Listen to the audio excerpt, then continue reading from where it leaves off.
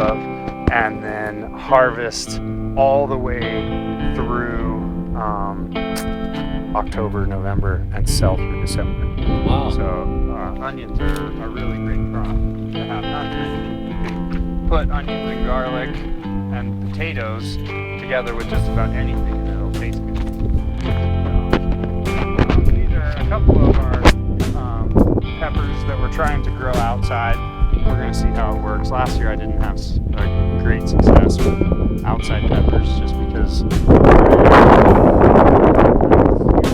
really stresses the plants out. They like to be, peppers and tomatoes like 55-degree minimums. And so it gets cold and then they jump back in. So they have to stay consistently night and day above 55 degrees in order to be really good. Really? Yeah. Wow. Tomatoes and peppers specifically. Do you think the Each plant has a different. do you do it in the houses? Yeah, that's Okay. So this is our second succession of the beets and carrots. So they'll come on. They grow pretty well. Recently, they're hard to germinate. They do pretty well.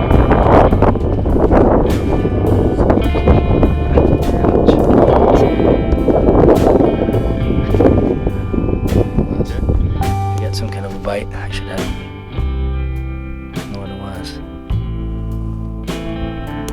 Hold on, just for a second.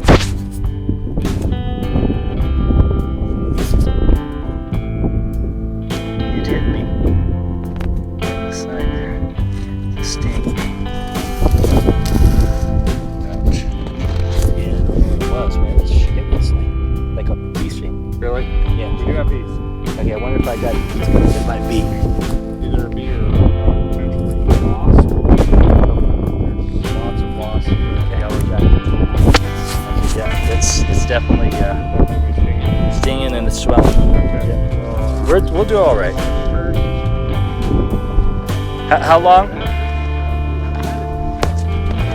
Hey, medicine. Okay, great.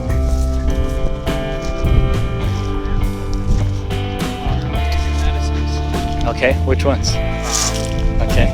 This is comfrey, Okay. and it was known as bone mend back in World War One. Okay. It has the ability to draw out toxins from your body. Okay. Same as this. Okay. So This is plaintain. Plaintain is noticeable by these leaves. So you have the veins of the leaf.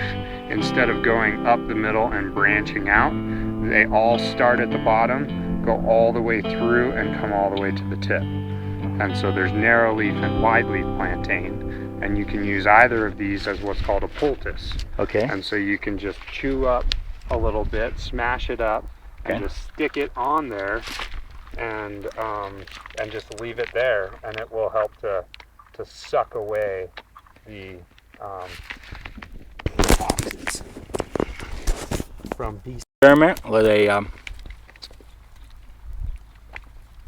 comfrey, right? That's plantain. Plantain. Mhm. It's right there. Which is better for bee stings. There it is right there. Okay. So we got the bee sting, and we're putting it on. And you just let it be. Can I swallow that plantain? Oh yeah, it's totally edible. Okay. Okay. Good. Yeah. It's So a little bitter, especially the older leaves. Yeah. But Okay. Hey, how cool? How cool is this? I mean, really, I love it. well, you gotta. I love it. You Hey, gotta know it's, what you can use. yeah, right? that's right. That's right. Yeah, Absolutely. you know what? They'll take care of you when. That's right. When the Right. trucks stop coming. That's right.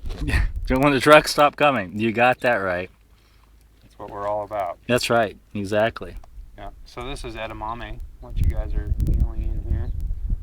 I'm sorry, edamame. No, you're fine. You're right. But it's doing really well. We got Okay. great edamame this year. So basically, this is drawing forth the poison right now. Yep. And so we can just leave it like that and Oh, continue on. Continue. Okay, let me put it in my. We're cool. We're cool. I love it. Nothing like experiential learning.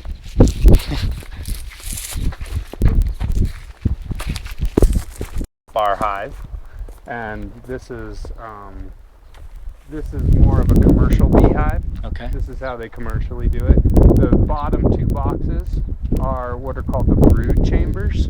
Okay. And so that's where the queen stays, and that's where they increase their population, basically, produce their little babies and everything.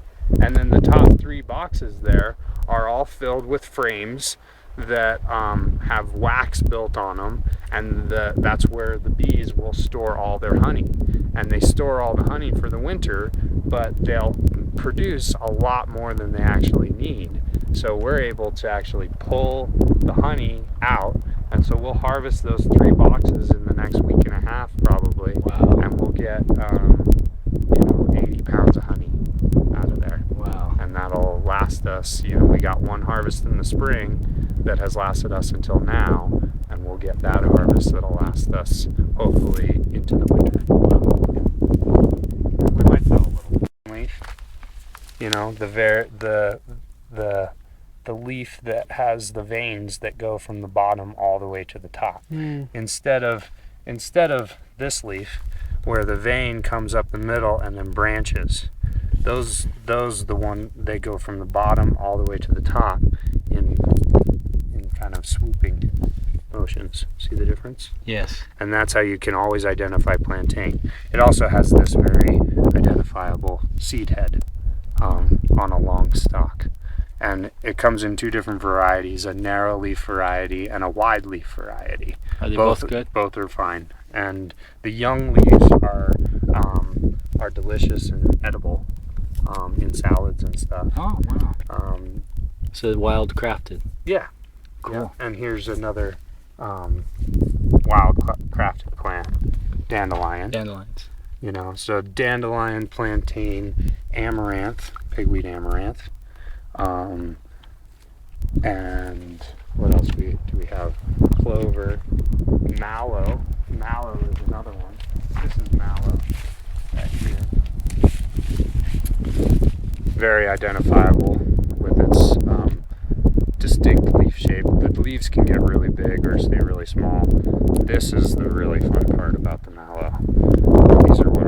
These are the seed heads, and they're really good to get right now because they're totally edible and actually really good. These are little cheese wheels is what I call them. So you can take off the bract on And so all that stuff I threw away as trash. All these weeds?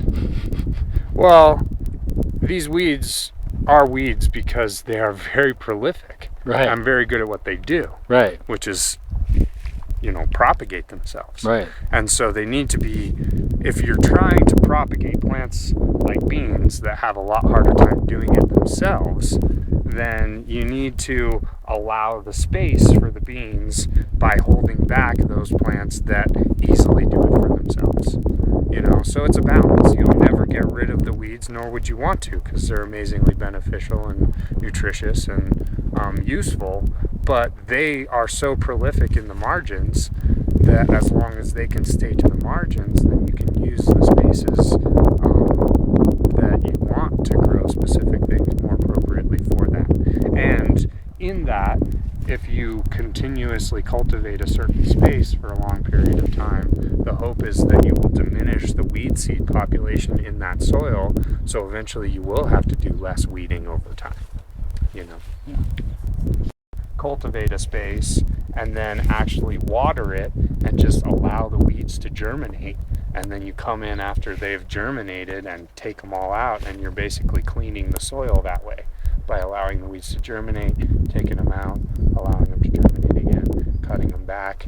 If you do that for a whole season and don't allow any weeds to go to seed, then you end up actually improving the quality of the growing space of the soil